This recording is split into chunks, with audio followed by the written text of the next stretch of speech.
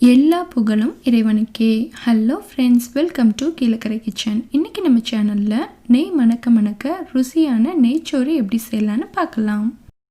இது செய்கிறதுக்கு தேவையான பொருட்கள்: சாப்பாட்டு அரிசி, தேங்காய் பால், நெய், தேங்காய் எண்ணெய், இஞ்சி பூண்டு பேஸ்ட், பட்டை, கிராம்பு, ஏலக்காய், ரம்பலை, கருவேப்பிலை, சின்ன வெங்காயம், பெரிய வெங்காயம்.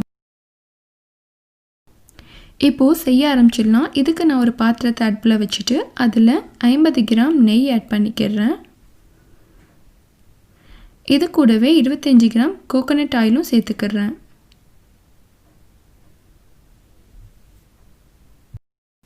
இது நல்லா சூடானதுக்கப்புறம் இதில் 3 பட்டை, 4 கிராம்பு, 4 ஏலக்காய் ஆட் பண்ணிக்கிறேன். இது லைட்டாக பொரிஞ்சு வாசனை வந்ததுக்கப்புறம் இதில் ஒரு ரம்பலை, 2 கொத்து கருவேப்பிலை சேர்த்துக்கிறேன். நம்ம சேர்த்த ஸ்பைசஸ் எல்லாமே நல்லா பொரிஞ்சு வாசனை வரட்டும். இப்போது இதில் ஒரு சின்ன சைஸ் பல்லாரி வெங்காயத்தை ஸ்லைஸாக கட் பண்ணி வச்சுருக்கேன், அதை சேர்த்துக்கிறேன். வெங்காயம் லைட்டாக வதங்கி இது ஒரு கண்ணாடி பதத்துக்கு வரணும். இது ரொம்ப பொரியணுன்னு அவசியம் இல்லை. அடுத்து இதில் 2 கட் பண்ணி வச்சுருக்க 50 கிராம் சின்ன வெங்காயத்தை சேர்த்துக்கிறேன். இந்த வெங்காயமும் ஓரளவுக்கு வதங்கட்டும். இந்த 2 வெங்காயமும் சேர்க்கறதுனால நம்ம நெய்ச்சோறு ரொம்ப ரொம்ப டேஸ்டியாக இருக்கும். அடுத்து இது கூட 1 டீஸ்பூன் இஞ்சி பூண்டு பேஸ்ட் ஆட் பண்ணிக்கிறேன். இப்போது இதோட ராஸ்மெல் போகிற வரைக்கும் இதை நல்லா வதக்கி விட்டுக்கலாம். இந்த இஞ்சி பூண்டு பேஸ்ட் சேர்க்குறதுனால இது நல்லா ஃப்ளேவர்ஃபுல்லாக இருக்கும். ஸோ ரொம்ப சேர்த்துற வேணாம், ஜஸ்ட் 1 டீஸ்பூன் சேர்த்தா போதும். நெக்ஸ்ட் இதில் நம்ம தேங்காய் பால் ஆட் பண்ணிக்கலாம். இந்த தேங்காய் பால் எப்படி எடுத்துட்டா, ஒரு சின்ன சைஸ் தேங்காயை அரைச்சி அதுலேருந்து தலைப்பால், 2வது பால், 3வது பால், இது 3ஐயும் ஒன்றா சேர்த்து தான் ஆட் பண்ணியிருக்கேன்.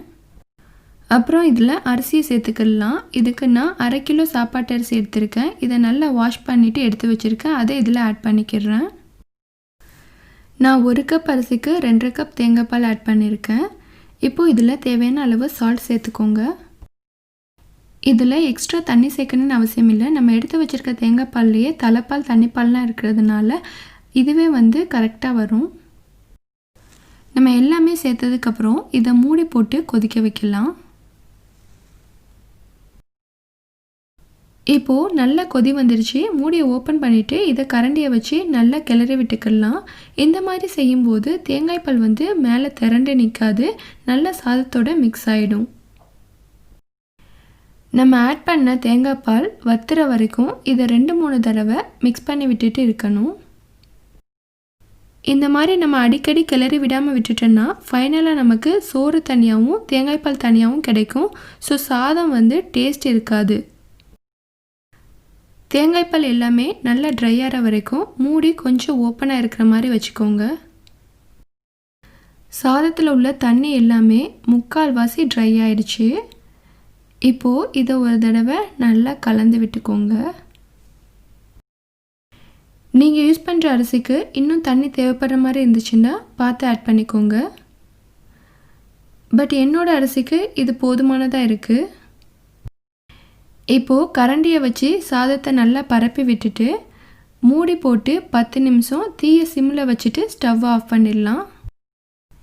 இப்போது டைம் ஆயிடுச்சு, மூடி ஓப்பன் பண்ணி பார்க்கலாம். பாருங்கள், கமகமக்கும் கீழக்கரை கல்யாண நெய்ச்சோறு சூப்பராக ரெடி ஆயிடுச்சு. இந்த சாதத்தை கூட கலரிக்கறி, தால்ச்சாவெலாம் வச்சு சாப்பிடும்போது அருமையாக இருக்கும்.